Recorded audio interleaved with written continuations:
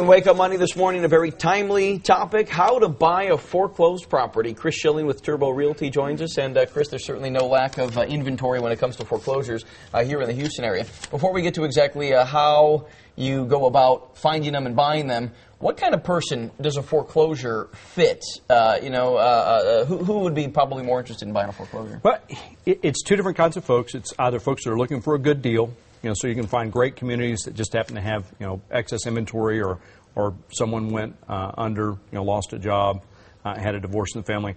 The other people that are buying them are investors, folks that are looking at the market and saying, hey, we have a great number of renters in the Houston market, and so they'll buy these foreclosed properties and then try to put rental folks in them. Do you recommend, if people are just looking for a home to live in and not necessarily a rental, do you recommend going the foreclosure route? What are some of the pitfalls that make the negative things that go along with a foreclosure? Some of the biggest things is that there's no disclosures as far as, because the bank doesn't know what has or has not transponded in the house, what things are broke. So you really need to do your diligence as far as doing the inspections and making sure that it's in tip-top shape. Because generally they're not going to do repairs on the property. Now, if there's something that, so when you buy it, you're buying it as is.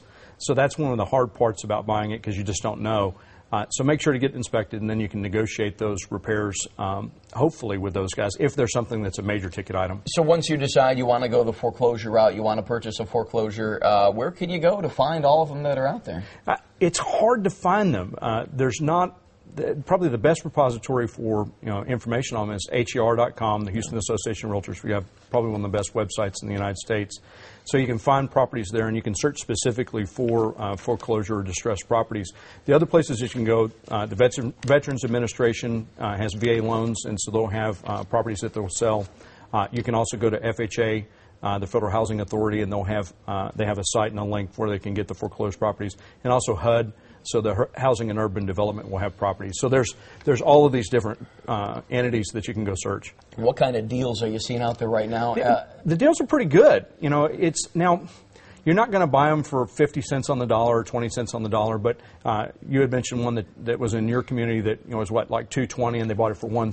Oh yeah, my next door neighbor foreclosed, and the new buyer bought it for $35,000 less than what I paid for it, which is quite disconcerting to me as a homeowner. Right. And a lot of it depends on what's owed to the bank. And so depending on when they bought it, how much money they put down, the bank will sell it for either what they've got in it or even a little bit less in order to go ahead and release that excess inventory. So it's when you're looking for them, they're called either bank-owned properties, foreclosures, or the other terminology, REO, which is real estate owned, so REO properties. Chris Schilling, thanks for the quick glimpse about buying foreclosures. Appreciate it.